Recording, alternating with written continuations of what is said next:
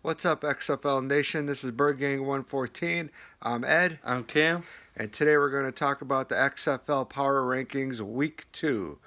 And we're going to start off with the Power Rankings from the Sporting News, and this is how it goes. It starts with in 8th, we got the Dallas Renegades. In 7th, we have the LA Wildcats. In 6th, we have the Tampa Bay Vipers. In 5th, we have the Seattle Dragons. In 4th, we have the New York Guardians. In 3rd, we have St. Louis Battlehawks. In 2nd, we have the DC Defenders. And in 1st, they have the Houston Roughnecks. What we're going to do next is we're going to give you our views on what we think should be from worst to first, the power rankings, because we don't completely agree with the Sporting News. We agree on some of the picks, but we definitely disagree with them. And I'll go with my picks first. And in 8th place, I'm going to say that should be the Tampa Bay Vipers. My reasoning is they were confused on defense. Looked like Jerry Glanville had just too much for them to understand. So they were letting passes go and TDs, and people were open. And on offense, they just weren't clicking. They couldn't finish drives. They were fumbling. They were expected to be one of the top 2 teams in the leagues, and they were highly disappointed. I don't see this as being able to be fixed in a week or two. And in the XFL, you only have 10 weeks, so it's going to go pretty quick downhill unless they straighten it out for them. For the LA Wildcats, I have them as number 7. And they were almost number 8.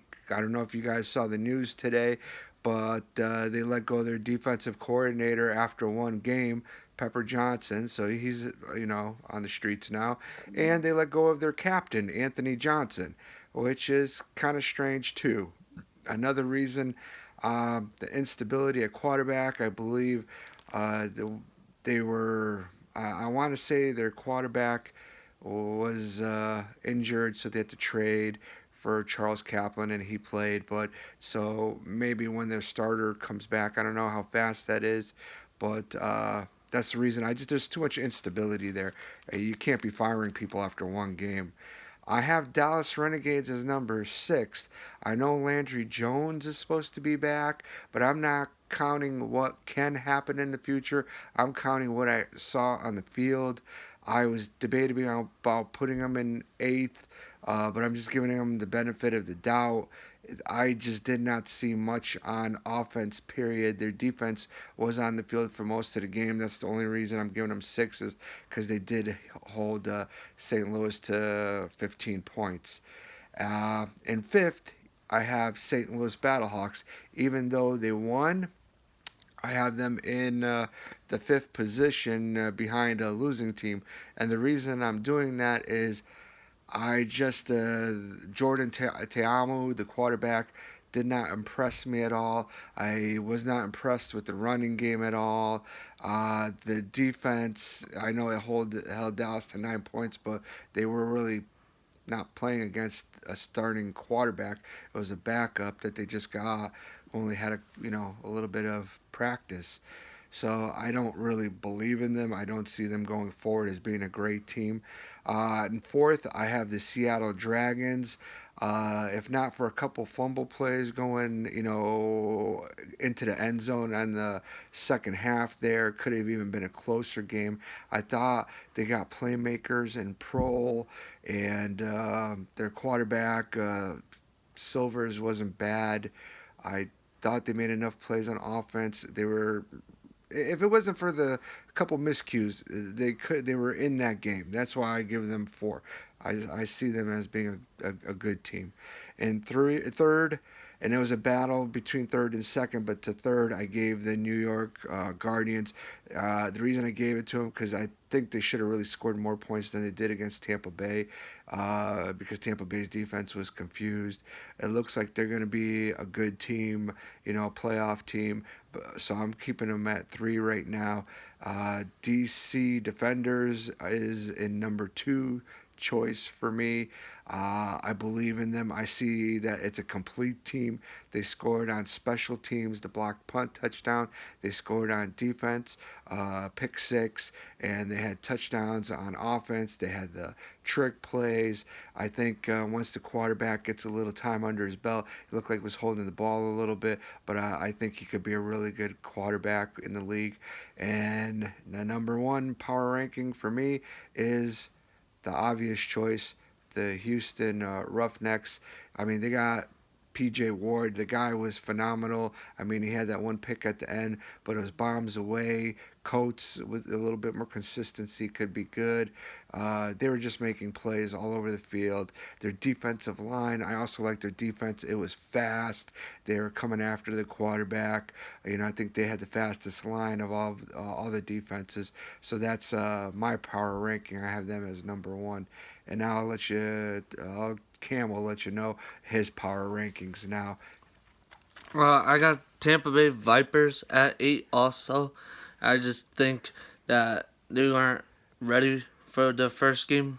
They definitely had like multiple tries at the red zones, and you only landed 3 points the whole game. Like, yeah, like 4 times you were there, and you scored nothing.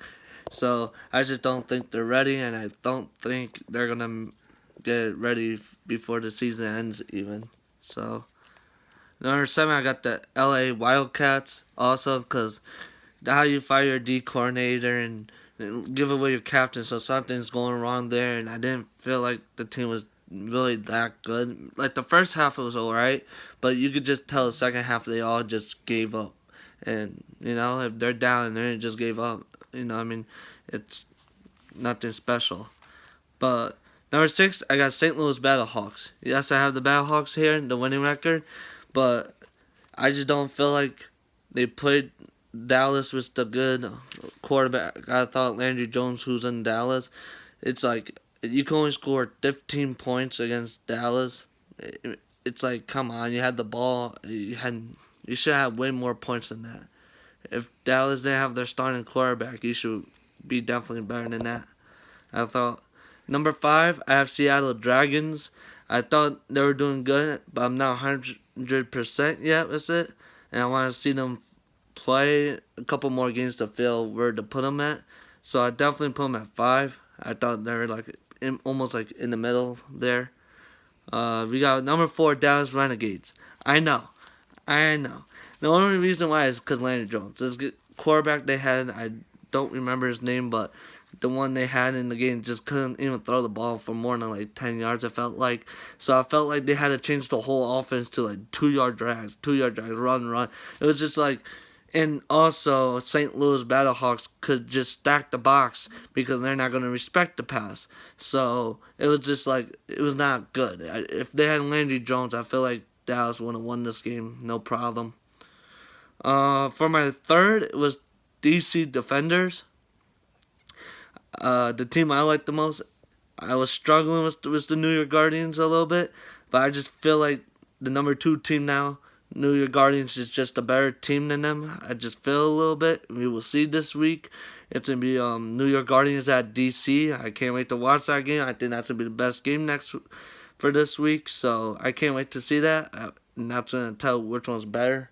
I think they're pretty much even. And then number 1, I got Houston Roughnecks. I feel like they're really good, and just I want to see who can stop this pass offense. Like, this offense looks unstoppable. So, that is my power rankings, and as you can see, we disagree on a few of the picks. I'm talking about today, not possibilities of the future. On most of my picks, where Cameron on some of them is talking about Landry Jones and things like that. But either way, it was a great week. You can't ask for more. It was excellent football. We would ask you kindly if you could like and subscribe us. We'd appreciate it. And in the following days, we're going to do a preview of week 2 of the XFL. So we will be talking to you guys soon.